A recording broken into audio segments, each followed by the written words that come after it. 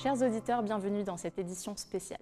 La nouvelle fait déjà la une des journaux, le lyrique sera bientôt capable de prévenir la mort subite cardiaque. Nous sommes avec la chercheure Estelle Renard qui va nous en dire plus sur le sujet. Bonjour et merci pour cette invitation. Alors vous devez très certainement vous souvenir du cas du footballeur danois Christian Eriksen qui avait fait un arrêt cardiaque pendant un match de l'Euro. Et bien dans la plupart des cas, cet arrêt est dû à une désorganisation de l'activité électrique du cœur qu'on appelle arythmie. Je m'explique. En temps normal et tout au long de votre vie, un courant électrique traverse votre cœur en rythme et en suivant un chemin bien défini, lui ordonnant de se contracter afin d'assurer la circulation de votre sang. Mais pendant une arythmie, ce courant se met à se propager à la manière de tornades électriques, ce qui désynchronise complètement la pompe cardiaque et peut très rapidement mener au décès de la personne. Oui, alors pour que nos éditeurs se rendent bien compte, en France, c'est toutes les 10 minutes qu'une personne a priori saine fait une mort subite cardiaque. Et le pire, c'est qu'elle peut tout aussi bien survenir chez les sportifs de haut niveau que chez des personnes comme vous et moi, que l'on soit en train de faire un effort ou en train de dormir. Alors arrêtez-moi si je me trompe, mais ces arythmies ne peuvent pas survenir sans raison. Comme on dit, il n'y a pas de fumée sans feu. Exactement. Et dans notre cas, il n'y a surtout pas de feu sans bois.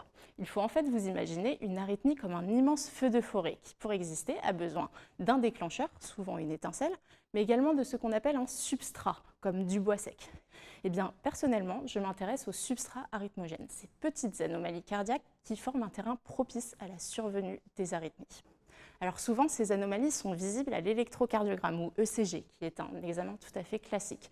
Mais chez certaines personnes, elles sont si minuscules que les médecins ne peuvent pas les repérer à moins de faire une opération invasive et d'aller enregistrer des signaux électriques directement au contact du cœur.